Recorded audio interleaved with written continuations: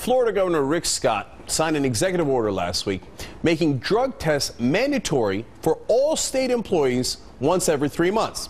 Now, that is not permissible. The Supreme Court says you're not allowed to do that. You can only test public employees if you have a reasonable suspicion of use or they're working in a public safety job. Rick Scott looks at that and goes, who cares? I'm going to test them anyway. Now, the state legislature is also considering a bill that Scott proposed during the campaign that would also test welfare recipients for drugs. And you get a load of this. He would also charge the welfare recipients for their own tests. They're on welfare. They don't have the money. That's why they're coming for welfare. Now, that's all bad enough, right? Ignoring the law, et cetera, et cetera. But why is he doing this? You ready? Turns out that he co-founded an urgent care chain by the name of Solantic. Are you ready for what Solantic specializes in? Drug testing. Oh, come on, man. I'm blown away by that, man. How does he do that? That is the most unbelievable conflict of interest I've ever heard. And he says, no, it's okay. I transferred the interest in the company to a revocable trust, so I don't have it anymore. Do you know who he transferred it to? His wife. Come on, man, come on. This is the most brazen thing I've ever seen. I guess he doesn't care. But look, here's why he doesn't care. Remember, this is the guy who used to run Columbia HCA. They pled guilty to 14 felonies. They were doing Medicare fraud. They paid a record $1.7 billion in criminal and civil fines. He walked away a multimillionaire anyway. He got over $300 million in stock options. So he figures, I keep getting away with it, and now I'm the governor, why not keep going? But there's an extra twist.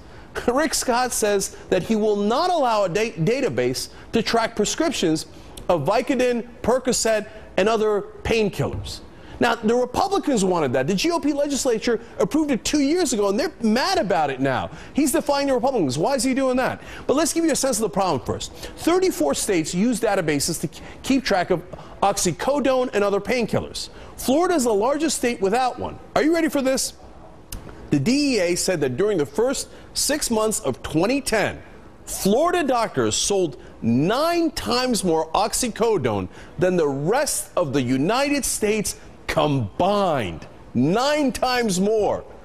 Obviously, there's a huge prescription drug abuse problem in Florida. It's a mill, and in fact, they've written about it saying it's a mill. Why doesn't he want to stop that? Why does he pretend to care about drugs when it comes to welfare recipients and state employees, but he doesn't when it's prescription drugs? Well, I'm keeping it real here. Rich white people take prescription drugs. That's his base. Those are the people who gave him money. I mean, I can't think of anything else. Why in the world wouldn't he go after that? Even Republicans are tearing their hair out saying go after that. And by the way, there's also one other guy in Florida who's a fairly famous prescription drug abuser, Rush Limbaugh. All of a sudden, Rick Scott says, oh, privacy issues. We can't have that database. But there is one little final irony to all of this. Rick Scott is now a state employee. So will he also be tested? And why does he want to enable prescription drug abuse in his state so much? Those are both good questions. Joining me now is former Democratic Congressman from Florida, Alan Grayson, to answer some of those questions. Look, that conflict of interest blows me away. He's got a company making millions of dollars from drug tests, and he's pushing the drug tests all over Florida. I mean, should they investigate that? What should they do about that? Well, look, he spent $70 million to buy the office of governor in Florida, and he wants a return on his money. He promised us that he was going to run state government like a business.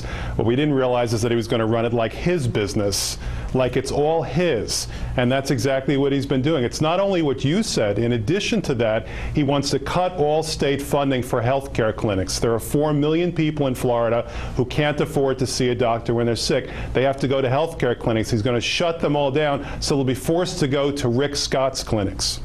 I mean, it's beyond absurd.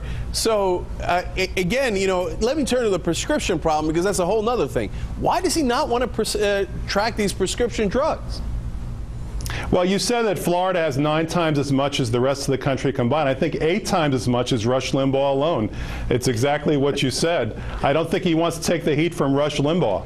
You think it's just that simple? On Rush Limbaugh alone, he's like, let's leave these guys alone. Well, look, all the right-wing leaders have catered to Rush Limbaugh for years and years. You know, he says jump and they say how high. And you're seeing that now with the governor of Florida. So let's go back to the election for a second, because there's a new poll out that says if the elections were held today, Rick Scott would actually lose by 19 points. That's a huge swing. So obviously the people of Florida, once he got into power, and it didn't take long, were like, whoa, that is not what we expected. So what did they expect and what did they get? Listen, this is somebody who made his fortune by cheating sick people. And the only reason why he got in the first place is because Democrats in Florida, like Democrats all across the country, simply didn't vote in 2010. And it's like Ed Koch said in his last election. He said, the voters have spoken and now they'll be punished for it. And that's exactly what you're seeing in Florida. We're being punished for it. This is someone who is unfit to be governor. This is someone who is unfit for any job. My thinking was that he'd get elected, he'd assume office, and then he'd pardon himself and quit. But unfortunately, he's doing far worse than that. He's using the state of Florida to stuff money in his own pocket because he thinks the real problems facing Florida today, with 4 million people without health insurance, with 13% unemployment, the real problem in Florida today is that Rick Scott doesn't have enough money. And he's dead set on doing something to correct that problem. So final question for you. What can the people of Florida do about this? Now that they realize the scam that he ran on them, and you see they don't like him anymore, and they're like, whoa, I didn't know he was going to funnel all of this business to his own companies, now run by his wife. What can they do about it?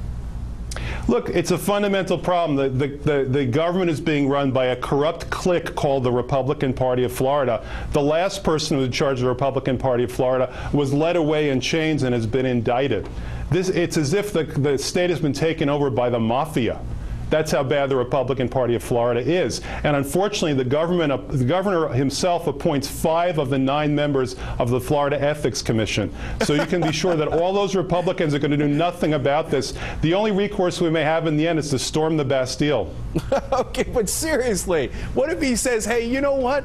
Look, I am going to make more money. This money's going to get funneled to my companies because I'm going to drug test everybody. Okay, I'm going to drug test you and your dog, and all that money's going to get funneled to me. What are you going to do about it? What can we do listen, about it? I'm just glad that Rick Scott's company doesn't do proctological examinations, because then we'd all have to bend over and cough. All right, well, Congressman Grayson, you are definitely clear on the topic, and we appreciate your time tonight. Thank you. You're welcome.